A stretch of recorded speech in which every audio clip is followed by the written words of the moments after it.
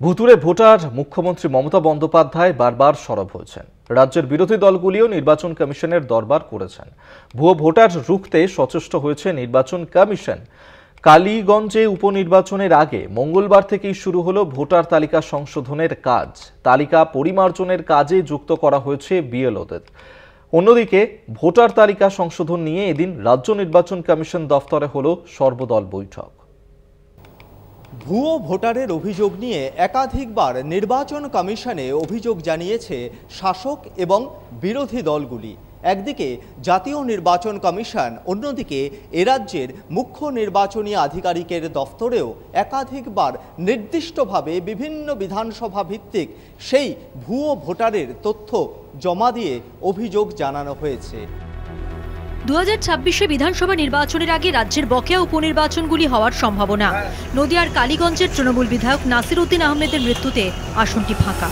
সেই শূন্যস্থান পূরণে উপনির্বাচনের প্রস্তুতি নিয়েছে রাজ্য নির্বাচন কমিশন। ওই বিধানসভা কেন্দ্রে ভোটার তালিকা সংশোধনের কাজ শুরু হলো 8 এপ্রিল থেকে। সংশোধনের কাজ চলবে 24 এপ্রিল পর্যন্ত। চলতি মাসে 4 দিন হবে স্পেশাল ক্যাম্প। 8 তারিখ থেকে 24 এপ্রিল পর্যন্ত ক্লেমস অ্যান্ড অবজেকশনটা আমাদের চলবে। এই ক্লেমস অ্যান্ড অবজেকশন চলাকালীন আমাদের 4টে স্পেশাল ক্যাম্পেইন ডেটস আছে।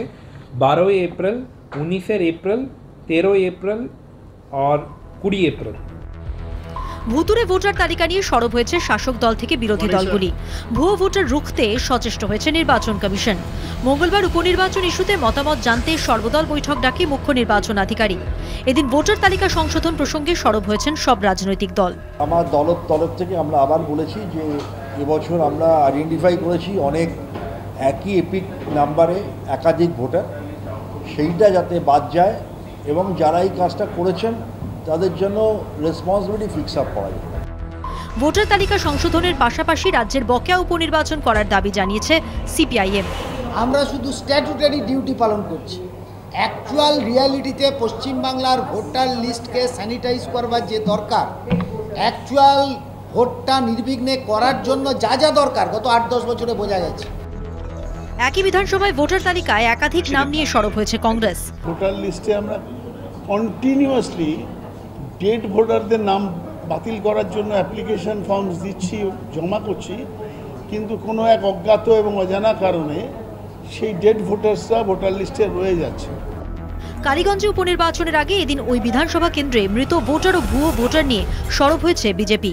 খুব ইন্টারেস্টিংলি এই কালীগঞ্জে আপনার মনে আছে তৃণমূল নেত্রী শেফালি খাতুন, তার দুটো কেন্দ্রে তার ভোটার লিস্টে তার নাম আছে। সেই বিষয়টাও আমরা ভারতীয় জনতা পার্টির তরফ থেকে তুলে ধরেছি।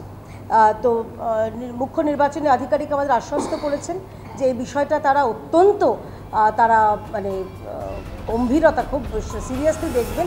8 এপ্রিল থেকে আগামী 24 এপ্রিল পর্যন্ত এই কালীগঞ্জ বিধানসভার বিভিন্ন জায়গায় যে ক্যাম্প হবে, সেই ক্যাম্পগুলিতে সশরীরে বিএলওরা উপস্থিত থেকে ভোটার তালিকার সংশোধন এবং পরিমার্জনের কাজে সহায়তা করবেন, এমনটাই স্পষ্ট নির্দেশ কমিশনের।